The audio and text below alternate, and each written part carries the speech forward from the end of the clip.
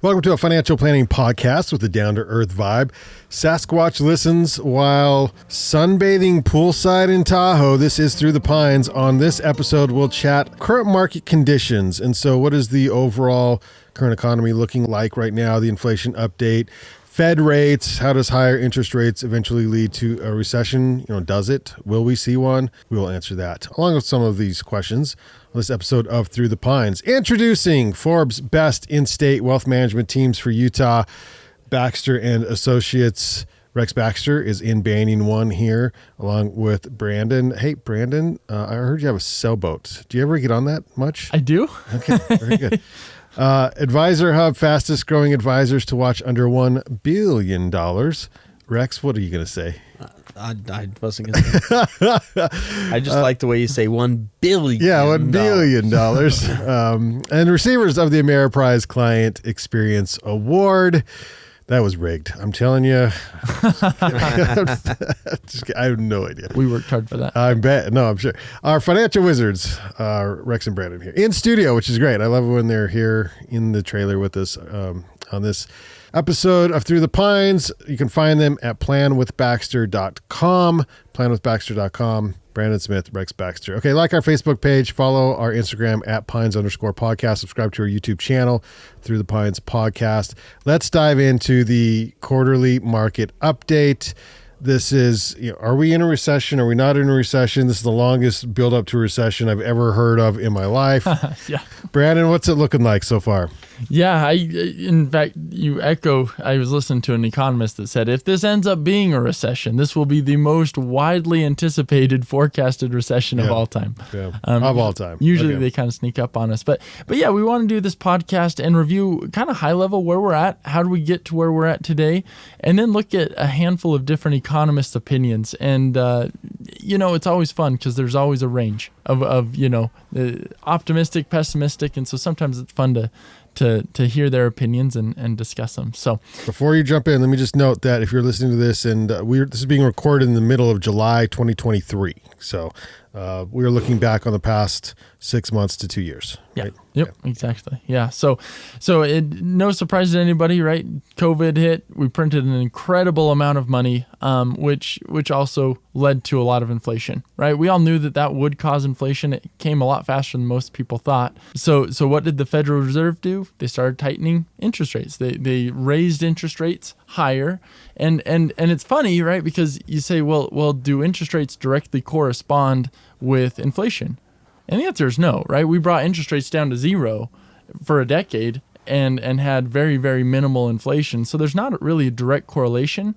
However, it can hinder the economy, right? You raise those interest rates up, it makes it more expensive for homeowners to buy a new house, to do a new project. It makes it more expensive for businesses to invest in things. And so it puts over-leveraged banks out of business. Yeah, that too.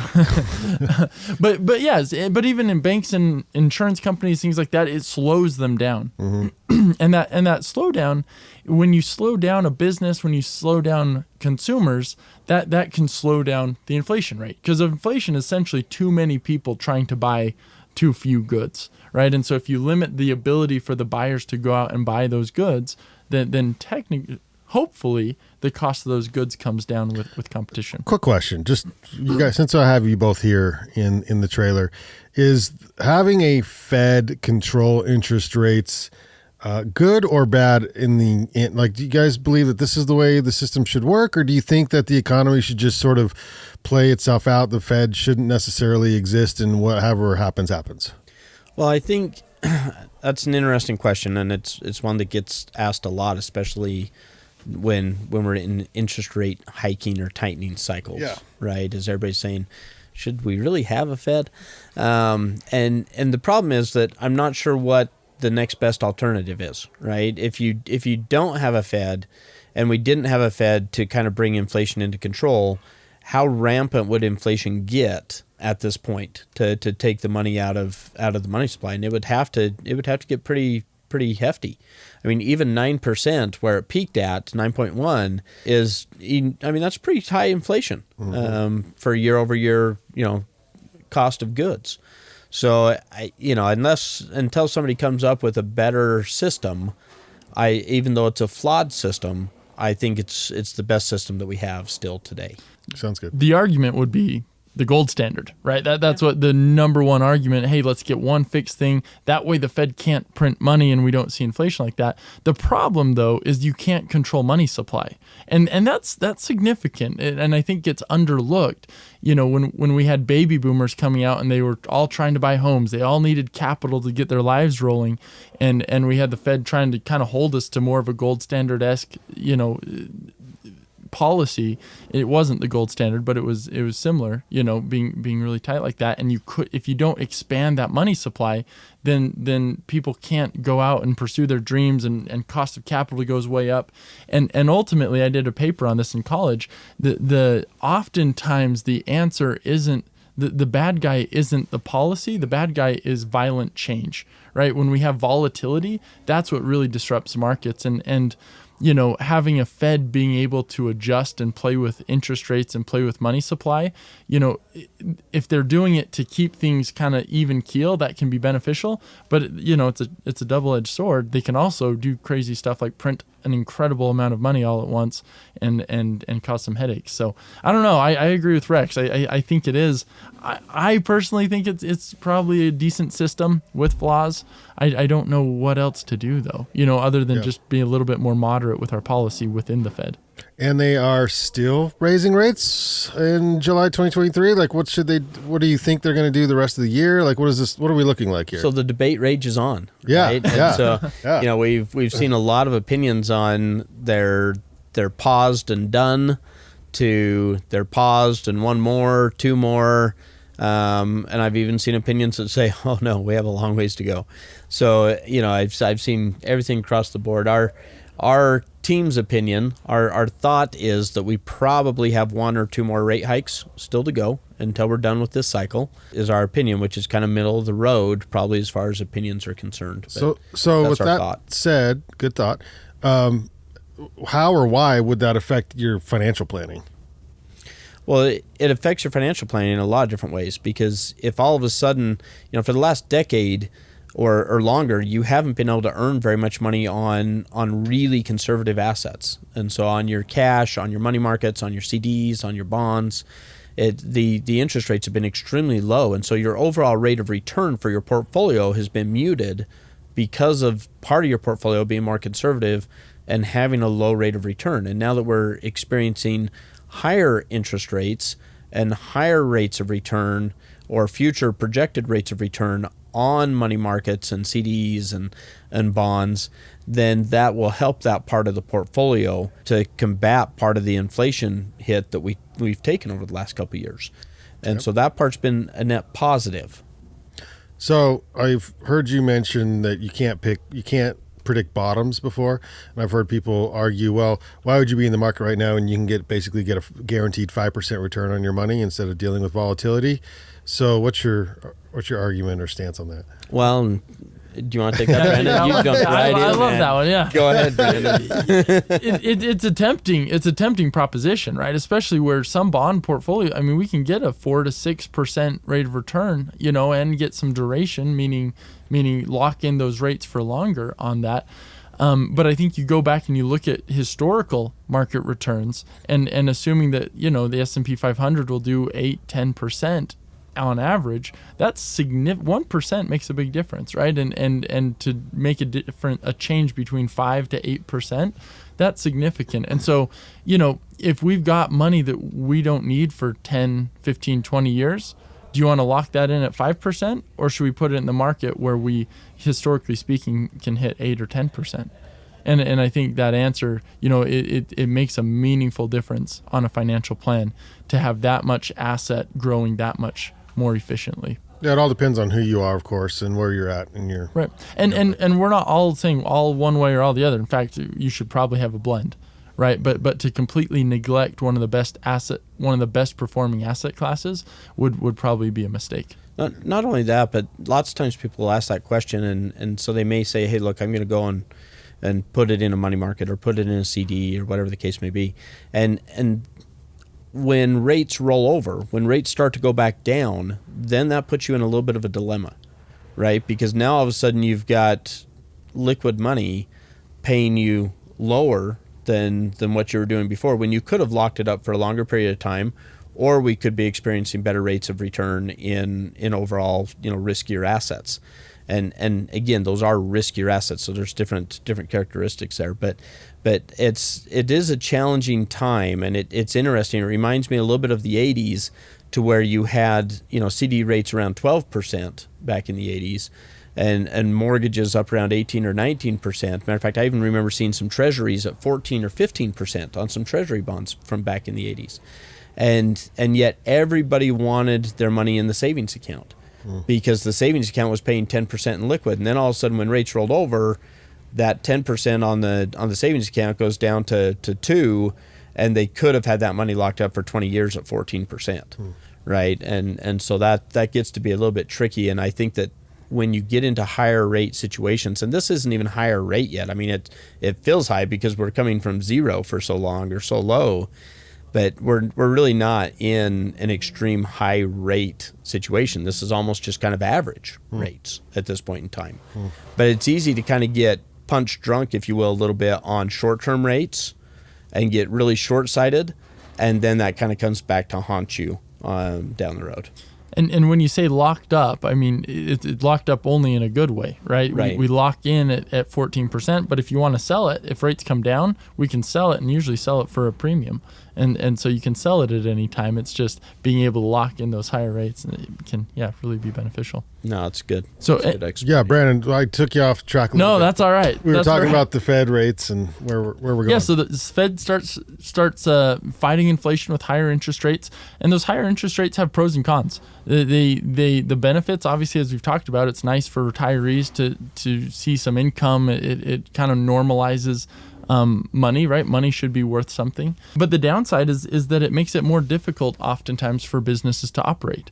And we've seen this obviously in the banking sector. I know insurance companies can be having a hard time if they've got a lot of these low interest rate, long duration bonds. And so, and then just in large, right, an economy has a hard time when you have those higher interest rates. Those higher interest rates make it more difficult for people to go out and buy a house, to build an addition to the house, to buy a new car. They make it hard for businesses to go invest more in their future business. And so what that does, and kind of the idea with these higher rates, is that you raise the rates higher, make it a little bit harder to buy stuff, and therefore inflation slows down, right? Because inflation essentially is too many people trying to buy too few goods. And so if you make it harder for those people to go buy those goods, you get fewer people buying for them, and it should bring the cost of those goods down. And that's kind of like the overall strategy behind raising these interest rates. So I saw Mr. Wonderful put out a warning, Mr. Wonderful Shark Tank,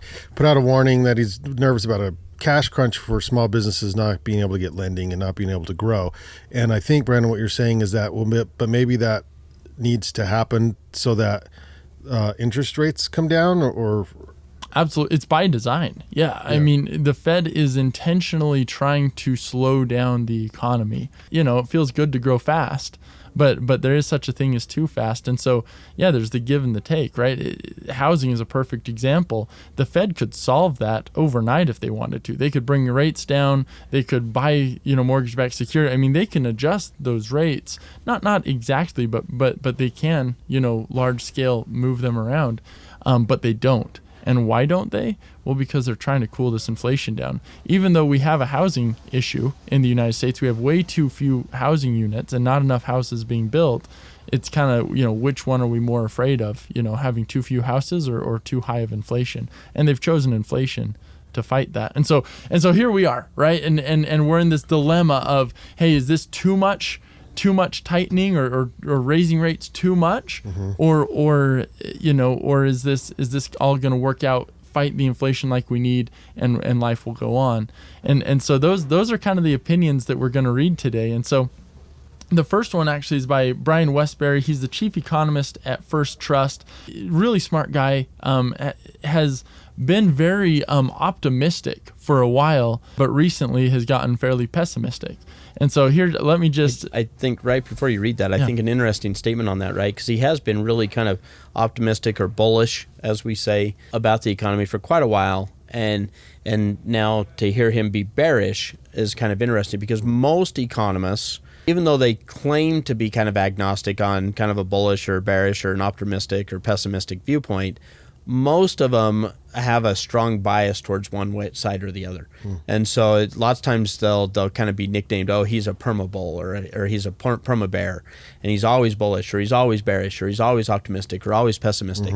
And so and most economists kind of fall into those camps. And so it's interesting when you find a couple that do kind of go back and forth. It's kind of interesting to hear why they're going back and forth on their opinions. Right. Yeah. So he says, if investors thought the Fed, meaning the Federal Reserve, were finished or nearly finished because it had tightened monetary policy enough to induce a recession sometime soon, then we don't think stocks would be going up like they have as of late. Kind of meaning like if people really thought the Fed was finished and that was going to throw us into recession, then the stock market wouldn't be coming up like we've seen it go up. He said, instead, what makes more sense is that stock market investors think the Fed is nearly done and will not induce a recession.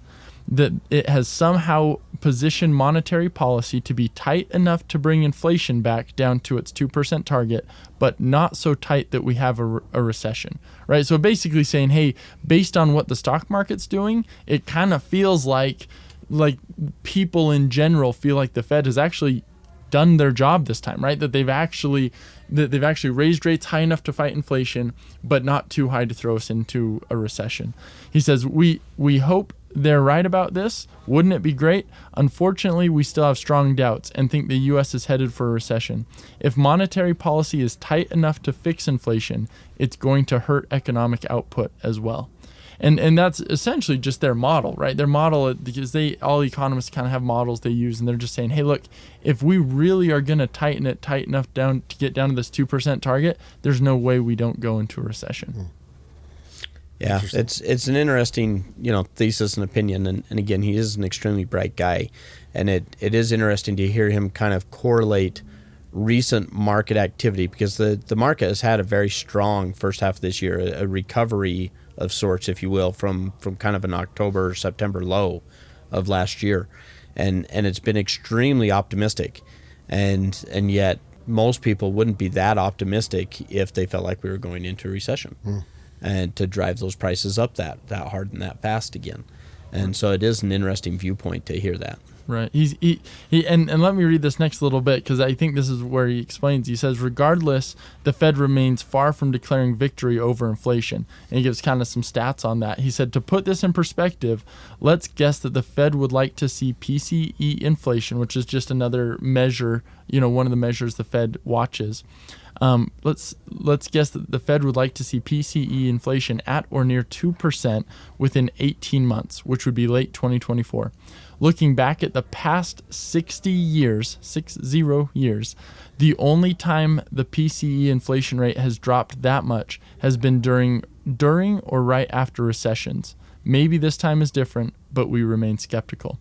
And so essentially saying, hey, if the Fed really, and I think he's holding the Fed to their word, right? Saying, all right, Fed, like if you really are going to hurt us so long and you're going to stay to it, which they kind of have so far, if you're really going to do this enough to drop inflation as hard as you're saying you need to drop inflation in this time frame, it's always caused a recession in the past. Right, and that's kind of their viewpoint, and I don't know that they think it's like a deep 2008 recession, but just that, hey, if you're really going to fight inflation, if you're really going to bring it down that low, then that's going to cause a recession, and I tend to kind of agree with them. I guess maybe am on the side of where the market's at too, saying, hey, we've already seen inflation come down dramatically. And would it surprise us if the Fed kind of backed off of that stance a little bit? And kind of said, all right, hey, inflation's at 3.5%, which could happen really pretty soon. Say, hey, we can sit at 3.5%, especially with the election coming up. I was just going to say, how does politics play into that, and should it or does it? Because if the Fed delays at the right time or wrong time, depending on what side you're on, then an election comes up and you're either in the middle of a recession or just popping out of one, and how does that affect voting? And do the politicians who control the things have control over the Fed to make decisions that would affect policy like that? So the Fed is supposed to be independent, right? And Sure. we all know supposed to or not supposed we're all to. we're all independent, Right. So independent of political, pressure. And are they or aren't they? We could debate that until the end of the earth kind of thing.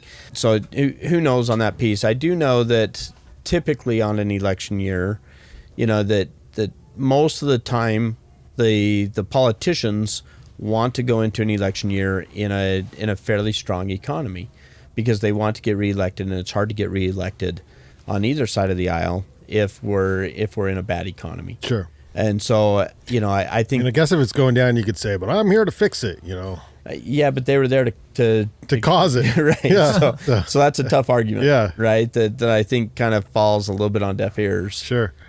Which is why I think that they do what they can to try and encourage a more stable and a little bit stronger economy. I think on Brian Westbury and talking about the Fed, I think the piece that he doesn't address on there is kind of the speediness or the quickness that the Fed does this with, right? I think that the more aggressive the Fed is, the quicker that they act and react, the more likely that Brian might be right on his comments. I think the slower the Fed is to try and hit that target, then if they can kind of bleed that out over a longer period of time, then it may be that the Fed is successful in bringing in a little bit of that softer landing. And so I think a lot of it comes down to how aggressive is the Fed going to be at trying to hit that 2% target. Okay, interesting stuff. What else, Brandon? So the next one, Yeah. let's move on to Jack Janowitz, and I think Janowitz? yeah, he's with Natixis, and kind of has the opposite perspective. His and it's been interesting This reading. is what blows my mind. Following This is what stuff. these people do, and they have opposite perspectives. And both of them are very smart. I mean, nobody's just shooting at the hip, but his. And reading his stuff over the last months and stuff has been really interesting because he's like, hey, this is it, right? This is the soft landing that everyone hoped for. Like, we couldn't have painted a better picture, right? If we would have rewound to a year ago or 2 years ago, and when we were looking at this, like, holy cow, this looked, there's some real scary stuff. If we would have seen the data from today, then we'd be like, oh, holy cow, like it might work this time, right? And that's kind of he's like, hey, all these people that say a recession is imminent, that it's all going to end, like what else do they want to see, right? What else is there? And so anyway, his this perspective I thought was interesting. He said it's increasingly clear that it's not the Fed that's hawkish, but rather the economy. Growth has been reaccelerating, perhaps most notably in the interest rate sensitive segments of the economy, such as housing, at a time when those supposed long and variable lags should be kicking in.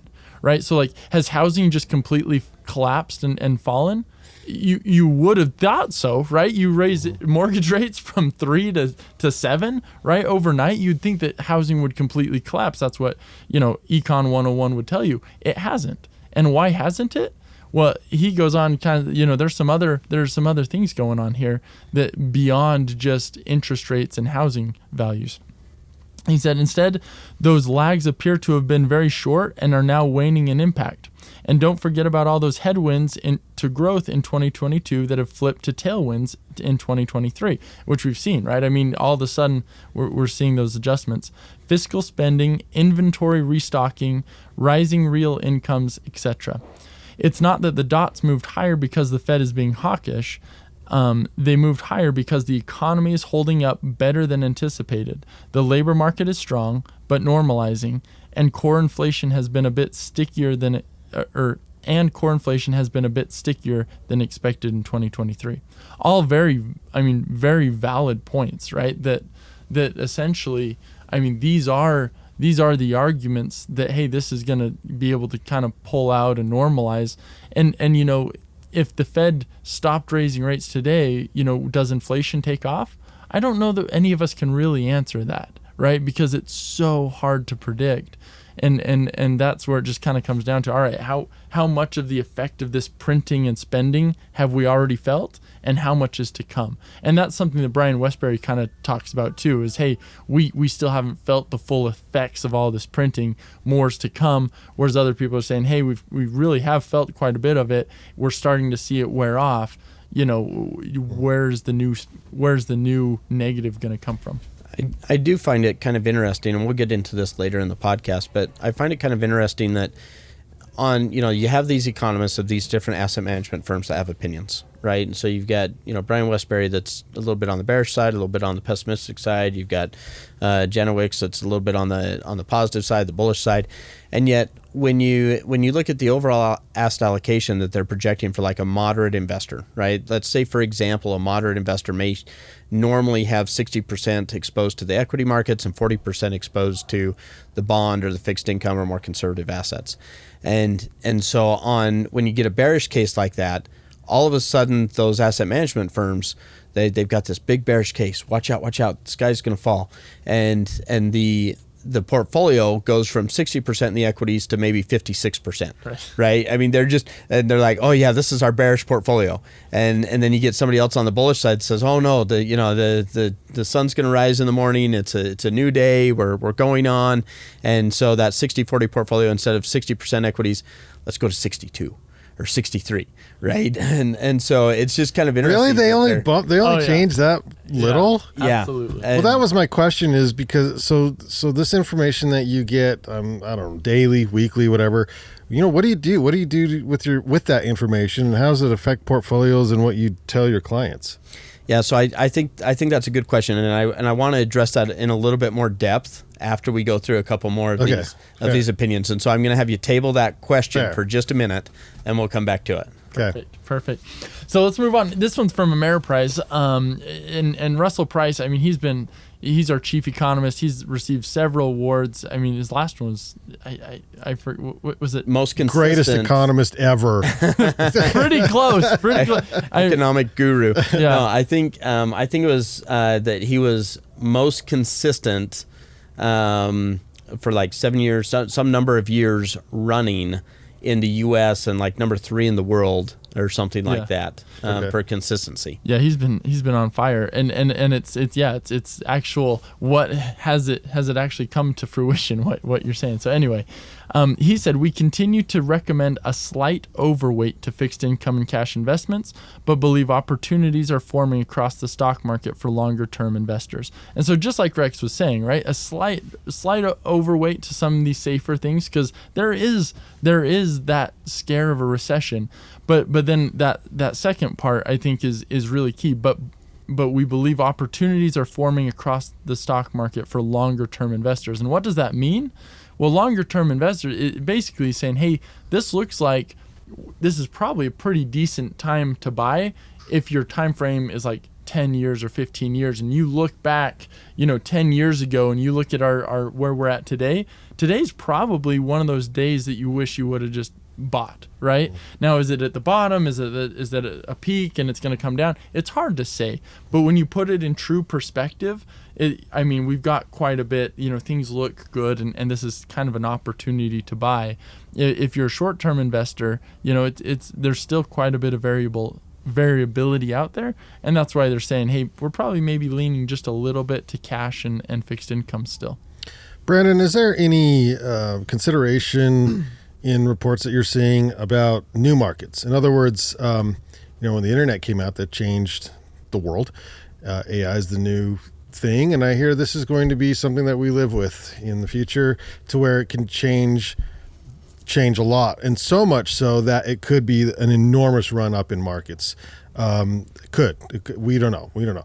But to me, that just feels like, as somebody on the sidelines or just looking at the market from like a normal person, is if you're not in the market, then you're going to miss all of that anyway.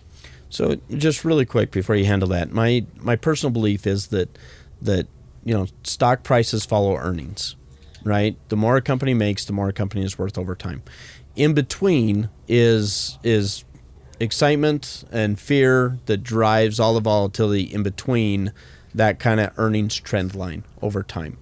And so as artificial intelligence starts to become monetized inside of companies to where it's enhancing the earnings ability of a company, then I think those companies will tend to flourish because they'll have more earnings and everything else. But I think what you're seeing right now, which is very common on the front end of these curves, is excitement, right? Excitement for the future. And when will that be? And you saw very similar things, building up into the tech bubble. And I'm not saying that this is similar to the tech bubble, but I am saying that you find kind of similar patterns and trends.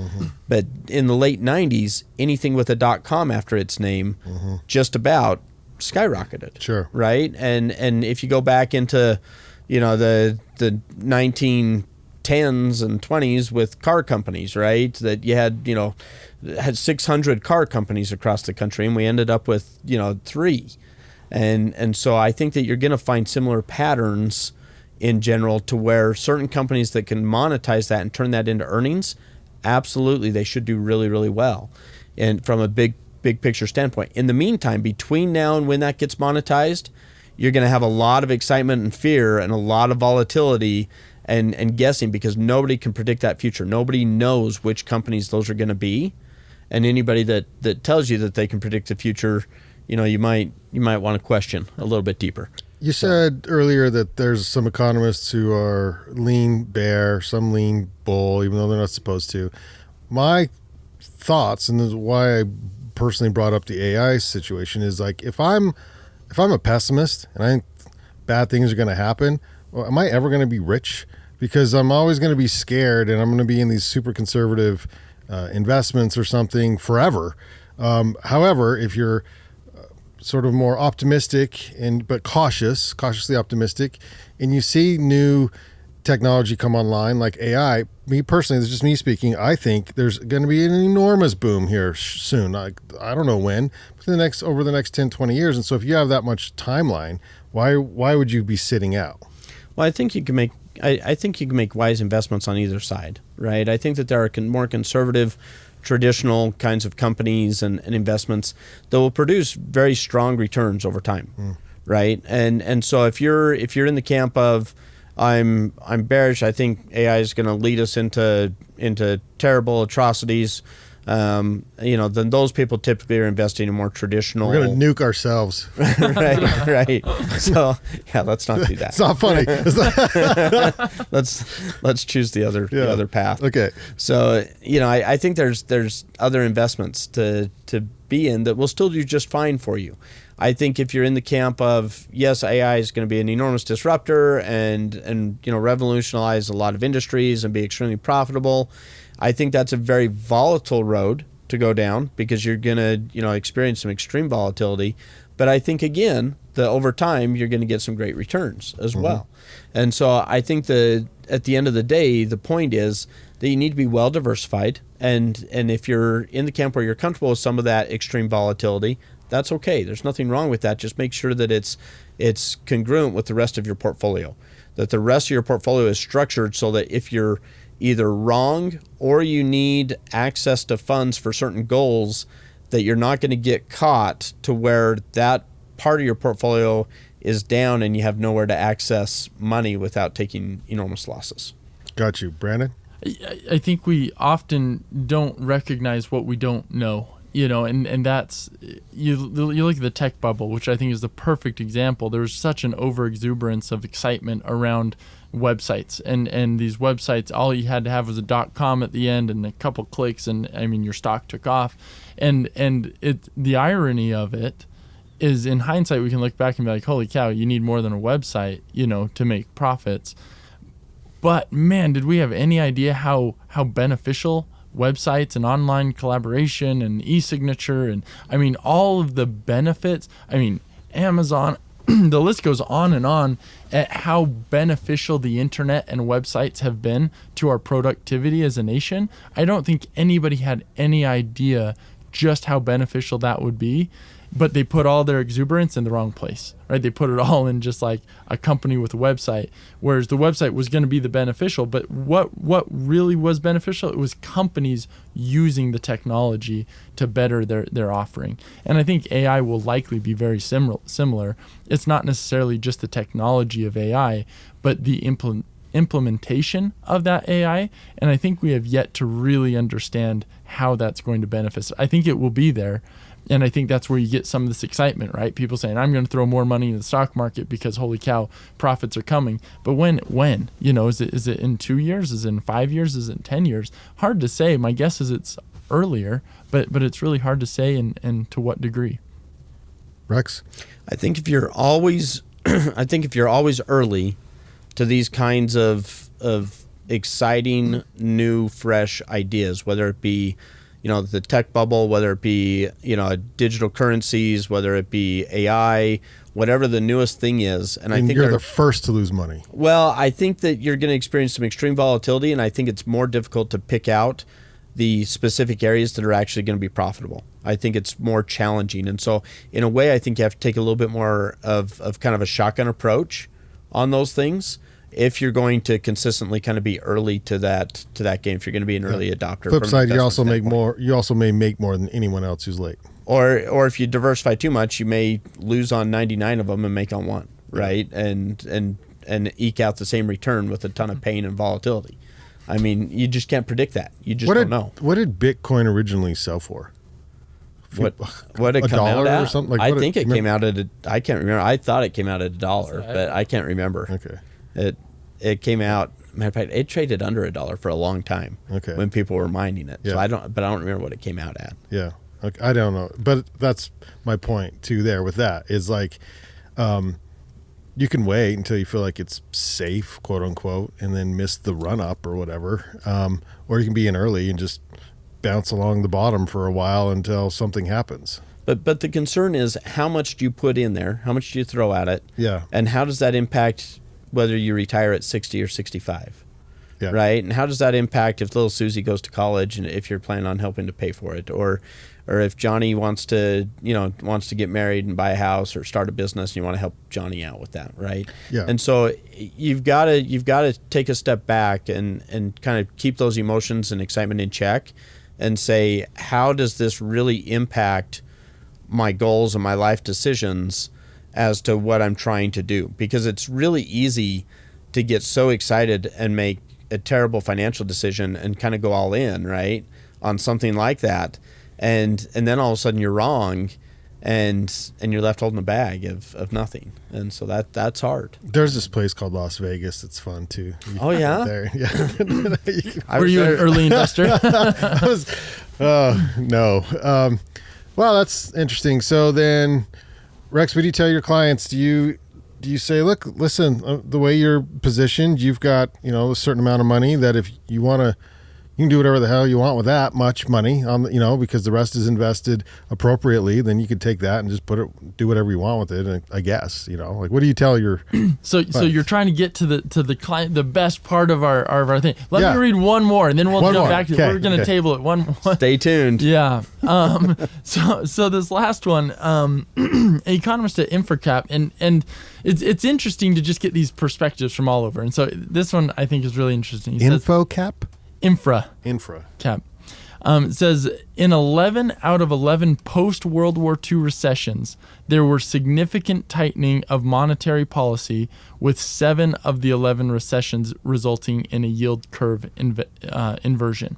And when we say significant tightening in monetary policy, right, that's the Fed raising rates, it's constricting the money supply, right? It's doing things, the Fed essentially making it more difficult to get access to money, raising the cost of money. Is that just? Yeah, and yield curve inversion essentially also just means that short-term interest rates are higher than long-term interest rates, meaning that if you buy a 1-year CD or bond or interest rate, it's something paying you interest, maybe that's paying you 5% for an example, or 6%, and if you go out and you buy a 10-year, same kind of instrument, that 10-year instrument is only going to pay you maybe 4%. And so it's sloping downward. The longer you tie up your money, the less you're making, which traditionally indicates that the banks, the financial institutions, the issuing bodies of that debt are more bearish on interest rates, meaning that 10 years from now, that's where they think interest rates will be. And so they don't want to pay you some higher interest rate and be tied into having to pay that for 10 years.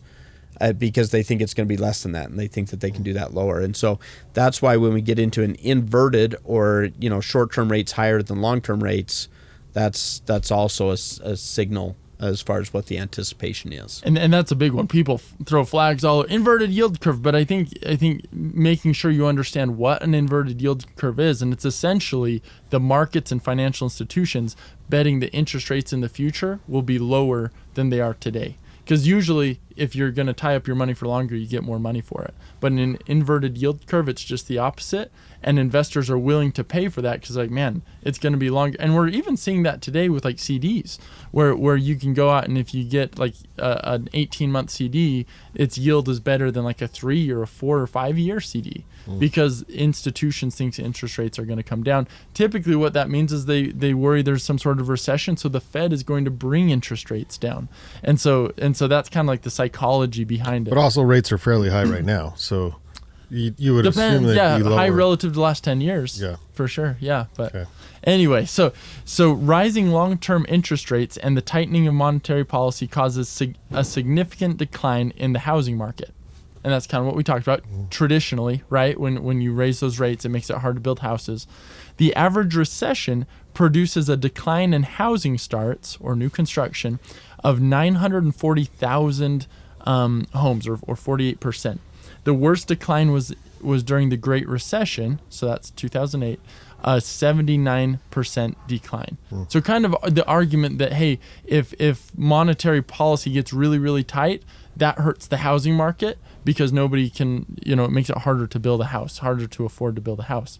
The decline in housing starts results in mass layoffs in the construction sector with an average job loss of over 14% representing almost a 1 million job loss, with the Great Recession experiencing 2.3 million job loss or a 29% decline. So essentially, hey, if the banks make it hard to build a house, then what happens in the housing sector? Well, they all get laid off, right? And what happens if they all get laid off? The decline in construction also leads to a reduction of manufacturing jobs as consumer durable demand is primarily driven by house construction, right? So fewer people buying fridges, washers, light bulbs, fancy LED light bulb, whatever it is, right? That all comes down and is negatively impacted by higher interest rates as well. The mass layoffs from the housing and consumer durable sectors result in a reduction in consumer demand from laid off workers and ripples through the rest of the economy. So that's the argument, right? Is that, hey, if we get this tight with monetary policy, it's gonna, people will stop building homes. If they stop building homes, you're gonna see layoffs. If you see layoffs, you're gonna see people not buying as much stuff. And you see that cycle, and we've seen that cycle multiple times through history. However, it goes on and says, but this time it's different, right? Like, and they go through all those things. We've seen the interest rates come up. Why hasn't housing fallen off? Well, because we didn't have a surplus of housing. In fact, we're desperately short on housing. And so their argument is that, hey, yeah, in the past, sure, that's been accurate, that tightening policy hurts housing market and layoffs and recession, but this time there's a lot that's different. And Ameriprise, Russell Price, he would argue kind of the same, that the consumer is dramatically more healthy today than they've been going into past recessions. Usually going into recession, you see this economic boom and people get overly optimistic. They feel really good about their future. They increase credit card debt. They increase their houses, their cars. They get over leveraged. And then all of a sudden it gets tight and they can't, right. And that produces a huge downside. That wasn't the case. Since 2008, consumers have actually kept their debt relative to their income very, very manageable. And so now we're in a position that's probably unlike most of the others, where the consumer's still healthy, consumer still has cash, consumer's income, because the job market is still really, really good, which is partly due to demographic shifts. So you got a strong consumer, you've got housing that still, we still need more houses, so the likelihood of housing just completely collapsing is probably a lot less than in the past. And so kind of the argument is that, hey, this time's different. It's interesting because all the logic is solid on all of those opinions. Sure. Right? Sure. And yet every time... How are you going to argue with these people? I know.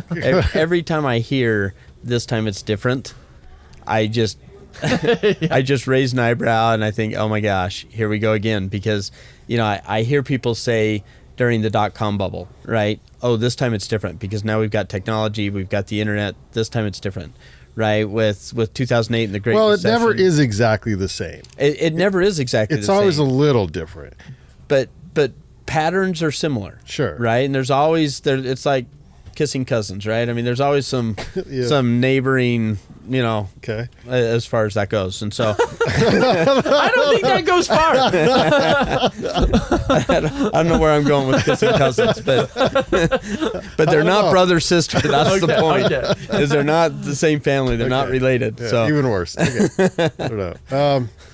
All right. Well, what does it mean? But what does it mean, Brandon? But you have to look at the overall economy too, right? I think that's a very, if we were saying this time it's different, sure, companies are all way overvalued. Sure, we've seen a massive run in the market and the earnings haven't kept up with it. But this time it's different. I'm 100% on that side. Like, hey, let's right. Ultimately, it comes down to earnings.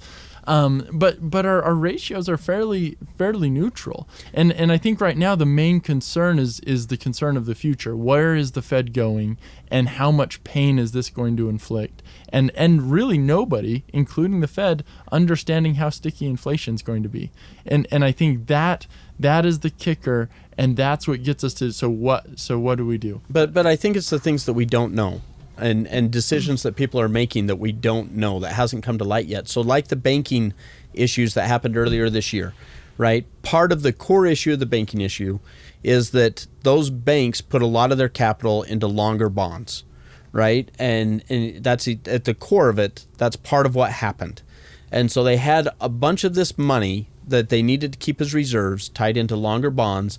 Interest rates went up, bond values dropped, and then they had all these companies that needed access to capital. And so they were having to sell those bonds at a loss, which was driving those companies under.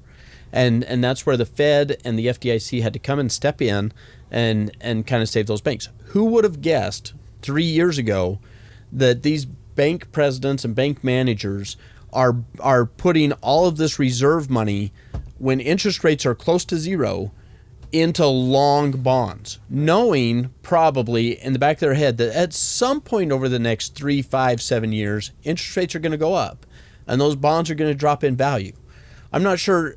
I would have never anticipated that they would have done that. Me neither. But they thought if rates go up, surely it'll be like it was in the past. It won't be different, right? Like a slow rise? They'll slowly bring them up, and man, it just came up overnight, and that's what caught them. But that's the fear, right? Is what else is out there that we don't know yet, and how many hasn't come to light? How many meetings? How many economists have you listened to? They're like, look, rates are low forever now, right? Rates aren't going back up. It's a new normal. This is the new normal. Yep, and that's what everybody was saying. Right. And I think a few of these banks just fully bought into that, and they said, well, if rates are always going to be lower, then I'm going to extend out that duration. I'm going to extend the length of this bond and get a little bit higher interest rate because that's going to pad my profit. But that's the saying, right? The bank presidents were saying, oh no, this time it's different.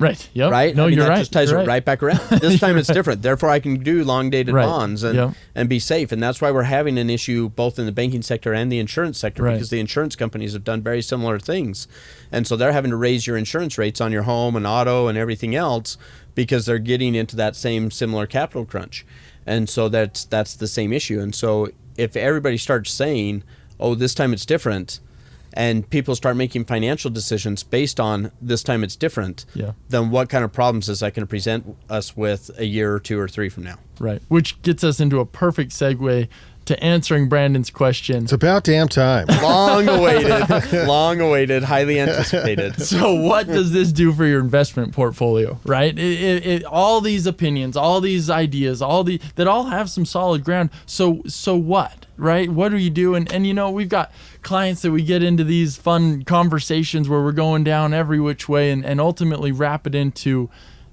so what does it mean? And almost, in my opinion, it's almost laughable because the answer is always the same. Whether we're in a really, really strong market, whether we've got recession concerns or we're building out of it, the answer is the same. The answer is we cannot predict what the markets are going to do, And therefore, we need to build a portfolio that can withstand, that can capture on the upside, right, if the markets continue to go up, but also meet the distribution needs of the portfolio. Meaning that if you're getting close to retirement or you're in retirement, we need to make sure no matter what the stock market does, that we're going to have, monies that we can access, that we can sell that's a little bit more stable, that we can get through any sort of economic downturn. Because we just cannot predict with certainty what's going to happen in the market. The difficult thing on that is when you get into a year like last year, 2022, where most asset classes are down, right? And so you had the stock market that was down, the bond market was down, bond markets drop when interest rates go up. And that was the most difficult bond market, in my opinion, that we've seen since probably 1994 for a long, long time. In 1994, I think they raised interest rates 14 times during that 12-month period.